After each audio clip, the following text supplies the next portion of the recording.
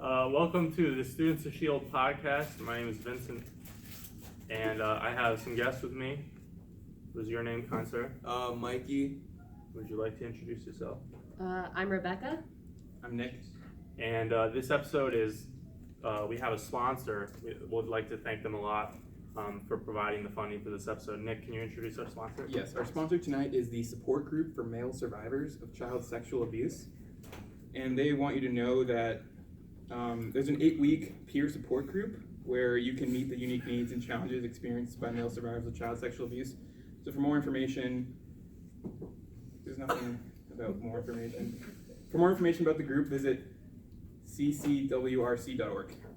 Thank you. And now the topic of today's video is we are going to debate and discuss which is the better Spider-Man movie, Spider-Man 2 or Homecoming. So off the bat, let's just go down the line and say which one do each of us prefer. Okay, I prefer Spider-Man Homecoming. I prefer Spider-Man 2. I prefer Spider-Man 2. I prefer Spider-Man Homecoming. All right, that's the end of the video. No, I'm just kidding. Oh shit. Okay. All right, so we've got, what, did you say Homecoming? Okay, so we got Homecoming on the end, Spider-Man 2 in the middle. The middle is a stronger support structure, so we win. Without the sides, you would tip. Okay. All right, so why do you like Homecoming more than Spider-Man 2?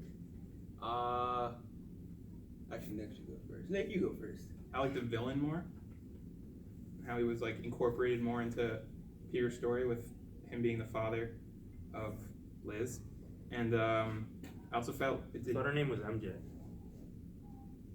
No, that's a different. That's a different girl. Oh, wait, yeah. Separate video. Separate Yeah, video. that's it.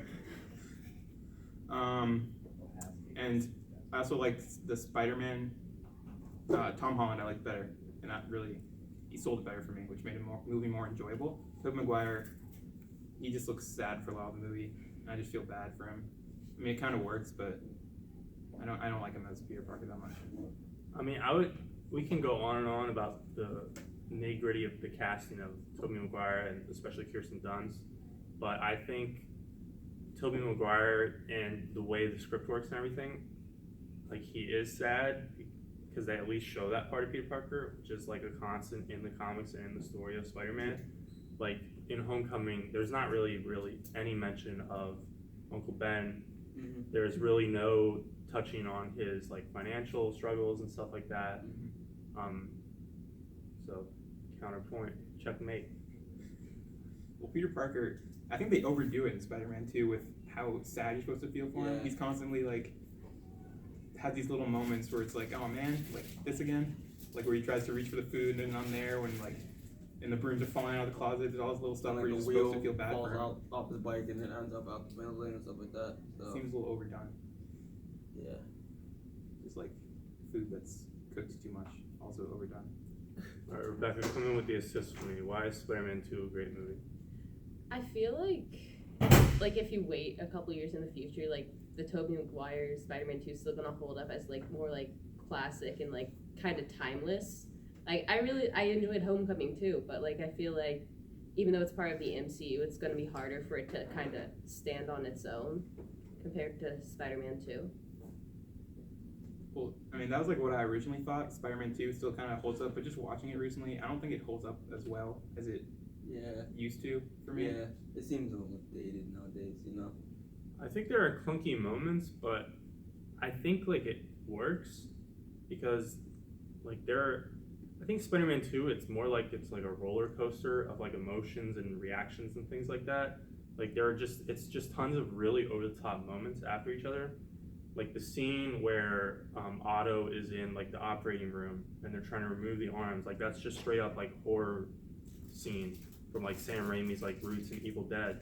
And then you have like every other scene is like this really crazy like comedy scene where there's like 2 scenes of people just running through Central Park to weird music, and there's all kinds of like kind of like shock moments that are slightly horror tinged, slightly comedy tinged, and I think that's the major point is I don't like some of it is like campy I guess, but it does feel unique, which I guess is slightly what you were saying, whereas like honestly like after seeing Homecoming, I think I saw it 2 or 3 times.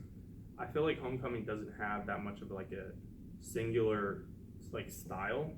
Like it really is for better or worse. And I mean, compared to the Amazing Spider-Man movies, it's for the better. But I don't think Homecoming has like, I don't think it has a style. It's just like another MCU movie which just features Spider-Man, for better or worse. What do you think about that, Mike? No, I mean, yeah, I think that, no, I disagree with you on that, saying that it's like Spider-Man, it's just an MCU movie featuring Spider-Man. I think it could stand alone on its own, in my opinion. I mean, everything about Tom Holland's Spider-Man, when it comes to compared to Tobey Maguire's Spider-Man, like Tom Holland had everything. He was funny, he was quirky, he was clumsy at sometimes, he was an outcast, he was everything I liked about Spider-Man in the comics was Tom Holland. Even though Tobey Maguire, even though he was a great Peter Parker, his Spider-Man wasn't.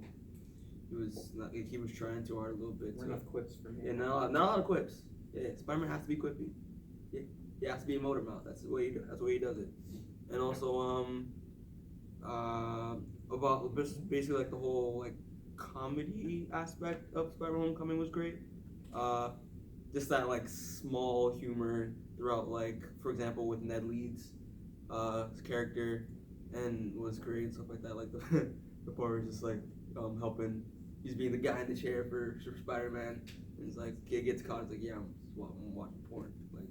Like that's We've all been fantastic. there, right? Yeah. That was just great. And but the thing I do not like about Spider-Man Homecoming, in my opinion, was the fact that like Uncle Ben isn't mentioned whatsoever, because that's a key component to Spider-Man's like origin and the motives of why he does what he does, and that's and also because of Aunt May.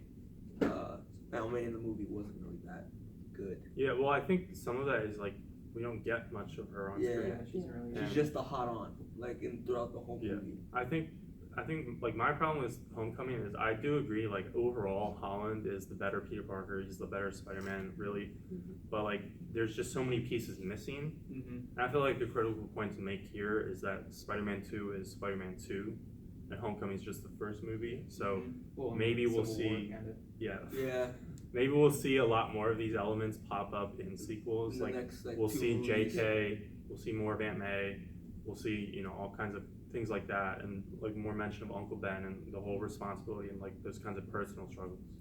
Okay. Also, just a question: what you guys think? Who should play Uncle Ben in Homecoming? I really have no idea. I have nothing going on, so like if they want to hit me up, I have no like opinion. No opinion. I think Tobey Maguire should play Uncle Ben. Yeah, I've heard that like passed around. No. I don't know. I heard like, it passed how around. I that don't know. would, I want it to happen. Like it has to work. happen. It would be make kinda so much weird. sense. It would be weird, but Yeah.